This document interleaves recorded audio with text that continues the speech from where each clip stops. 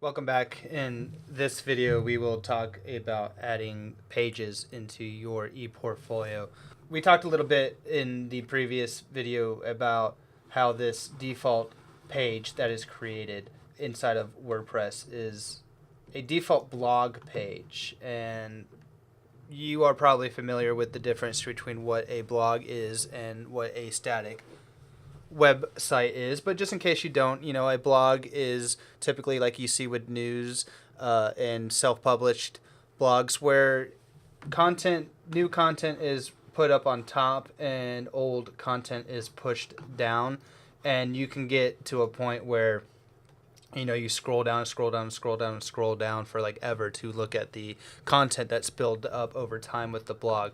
We want a static web page where you have certain content inside of it and it stays the way that it is until someone comes in and actually changes up the page, typically an administrator of the website. So more like you would typically see when you visit like a store site or a news site or something, where you have a home page and you have a main menu and you have different pages that you go to visit, and the content is there and stays the same. But in order to do that with WordPress, we actually have to kind of trick it into being a static website instead of a blog site. So let's begin. Let's take a look at how we would begin to do that. And if we come over here into this main administration window, we see on the left hand side we see a link called WP Admin, which means WordPress Admin. And if we click it, it takes us to what is called the dashboard. And the dashboard is home base for everything that you really need to do inside of WordPress for creating your ePortfolio, as far as adding pages, as far as working, editing, and making your menus, adding your content, adding your text into your pages, all of that kind of stuff. It's all done here in the dashboard. So you will become familiar with this dashboard page really quickly.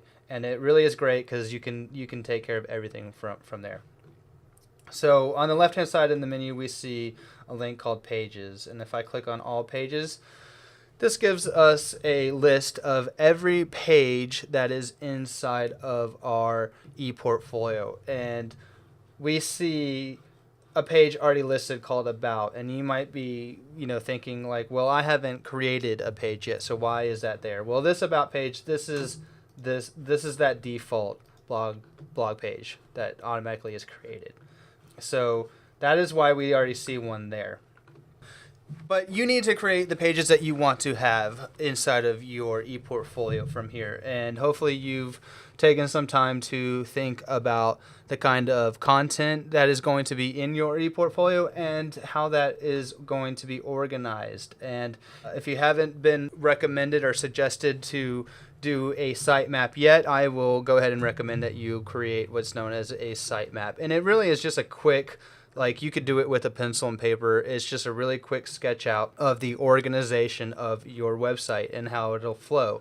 And so, as we typically always have a home page. That's the page that you first land on when you visit the URL.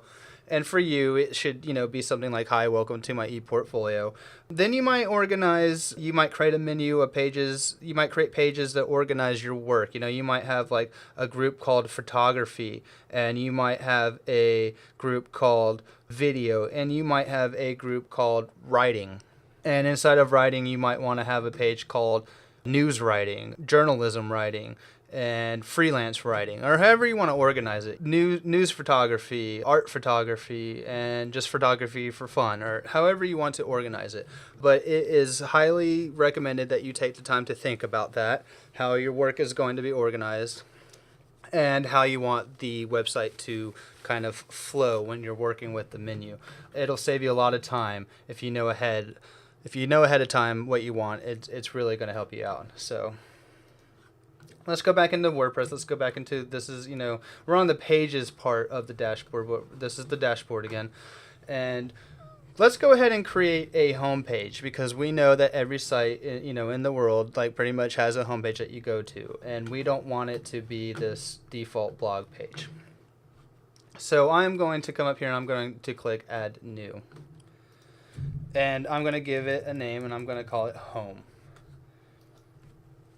And I'm not really going to worry too much about what I put into these pages yet. We will come back and worry about that later when we're working with content. Right now, you can kind of think of all of this as creating the skeleton for our ePortfolio. So I'm just going to put something simple in here, like, welcome to my ePortfolio. And you can save it as a draft, or you can go ahead and publish.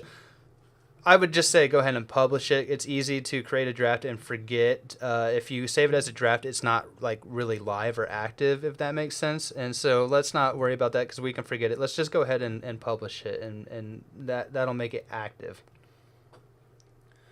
So now if I come back into the all pages, as we would expect, now we see two. We see that default page that was created, that about page, and we have that home page that we just made.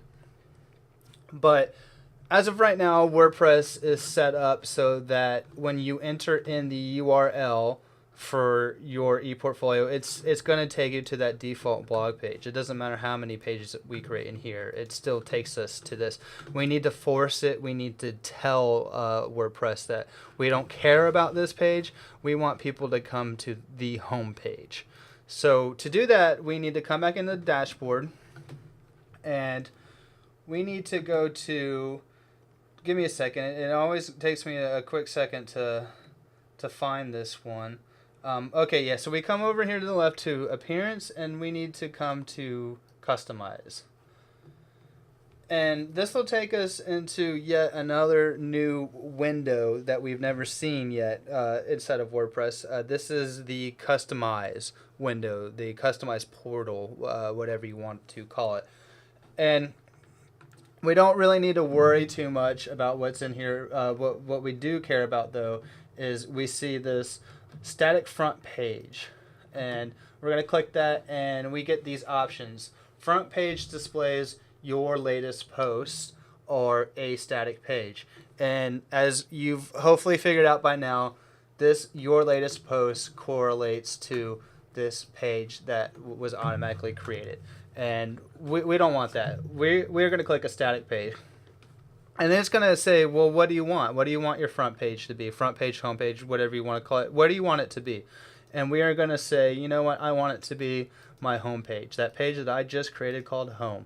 I want that to be where people are sent to when they enter in the URL for my ePortfolio.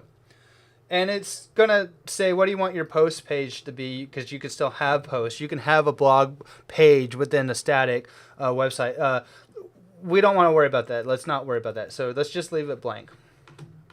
And if we are happy with what we've selected, we can say save and publish up here in the left. And, you know, if we are really lucky, meaning that it works right away, we can come back into our portfolio and refresh it. And what do you know, when I refresh it, what I see is the home page, the home page that we just created. So fantastic. It worked. We didn't have any issues. And that's exactly what we wanted to see.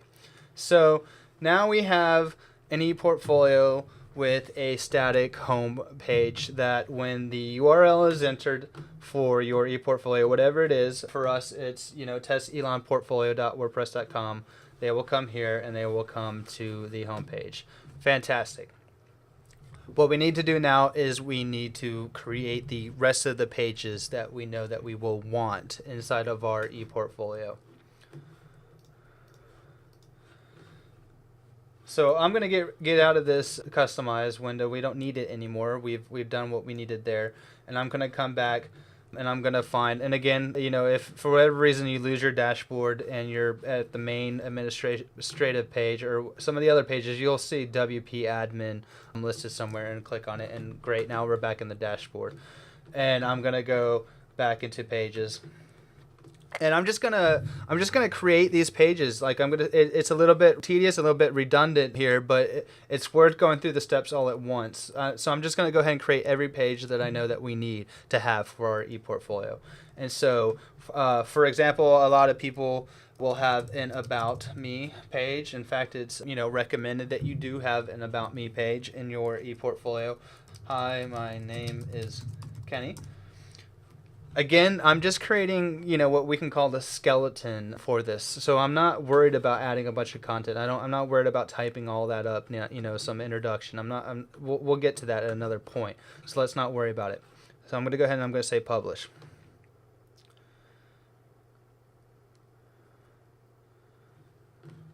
Great, I have an About Me page. Now I'm going to come in and I'm going to click Add New again, and I'm going to say, I need a page for some of my photography. For example, I'm a photojournalist student, and I really, want to be able to showcase my photography. So here are some photos. And then publish. And I'm going to keep going with them. I'm going to keep making them while I know that I need to make them. So add new again. Maybe I'm a sports broadcasting student, and I really want to get a sports broadcaster position on a news team. So, I better be able to showcase my reels and my videos, so I'm going to create a video page.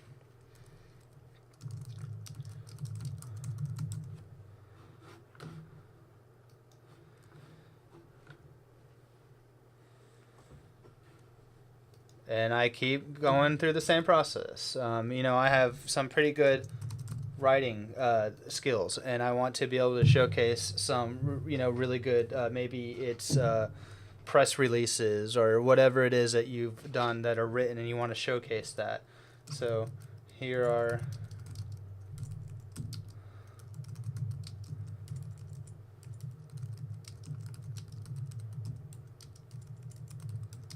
So here are some papers I've written. And we'll talk about, when we get to the video about adding content, we will talk about using a service called Scribed to embed written documents, PDF documents, and Microsoft Word documents directly into your page. It's a really great tool, and we'll talk about that later. But anyway, so I'm going to create this publish page. And then finally, I'll probably want, clicking add new again, I'll probably want a page where I will host my resume.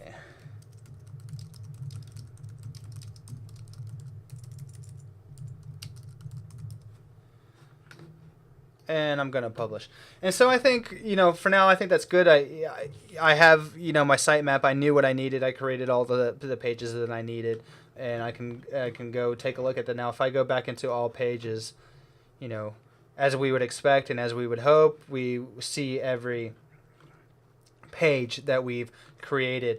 And, really quickly, we see that we have the About Me page that we've created, but we still have that About page sitting there. That was that default blog post. Remember, we really don't like that page, right? So now that we have all of our other pages created, what I'm going to do is I'm going to trash it. I'm going to click on the trash button.